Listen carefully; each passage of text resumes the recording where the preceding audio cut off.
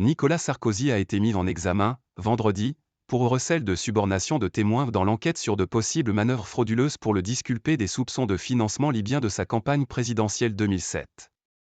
L'ancien président est fermement décidé à défendre son honneur, ont indiqué ses avocats. Interrogé depuis plusieurs jours par 2 juges d'instruction, Nicolas Sarkozy a été mis en examen, vendredi 6 octobre, dans l'enquête sur de possibles manœuvres frauduleuses pour le disculper des soupçons de financement libyen de sa campagne présidentielle 2007.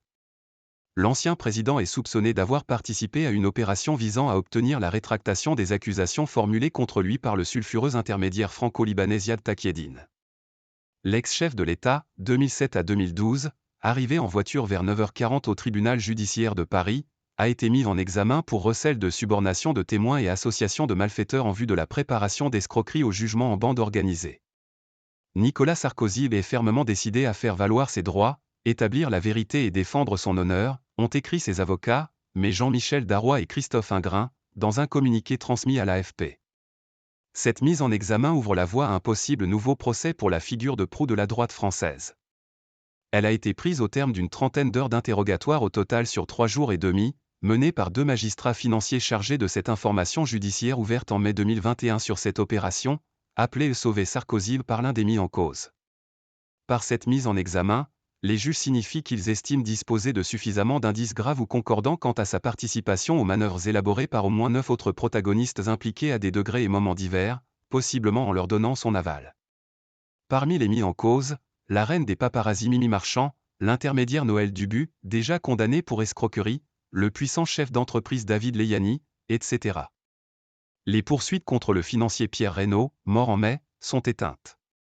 Un plan à 600 000 ? La première étape de l'opération aurait d'abord consisté à obtenir la rétractation des accusations contre Nicolas Sarkozy du sulfureux intermédiaire franco-libanais Ziad Takieddine, fin 2020 en échange d'une possible rémunération. Ce revirement avait donné lieu à une retentissante interview sur BFM TV et Paris Match, point de départ de l'enquête. Puis, au premier semestre 2021, certains des mis en cause auraient tenté d'obtenir une preuve que le retentissant document libyen publié dans l'entre-deux tours de la présidentielle 2012 par Mediapart et évoquant un financement à hauteur de 50 millions d'euros était un faux. D'après la source judiciaire, Nicolas Sarkozy a par ailleurs été placé sous statut de témoin assisté pour l'infraction de participation à une association de malfaiteurs en vue de commettre l'infraction de corruption active de personnel judiciaire étranger au Liban.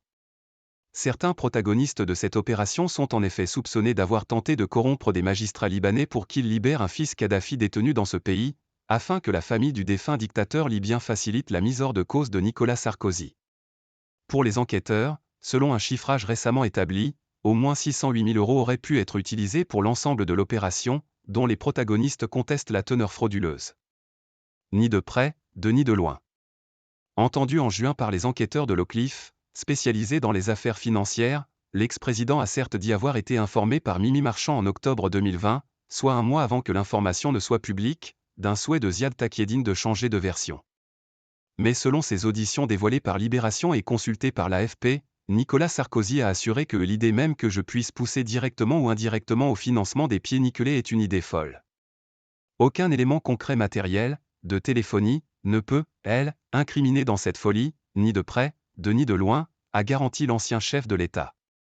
Longuement interrogé sur son agenda et sa téléphonie de la fin 2020 et du début 2021, qui suggère des rendez-vous ou conversations à des moments clés avec des protagonistes du dossier, Nicolas Sarkozy a évoqué quelques coïncidences mais nié tout contact significatif.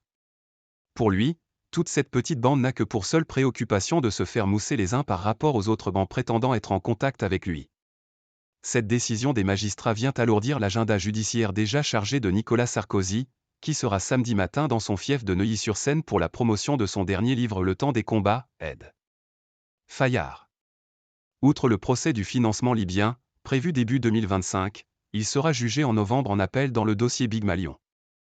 L'affaire dite Bismuth pourrait, elle, faire l'objet d'un nouveau procès, pour raisons procédurales. Avec AFP.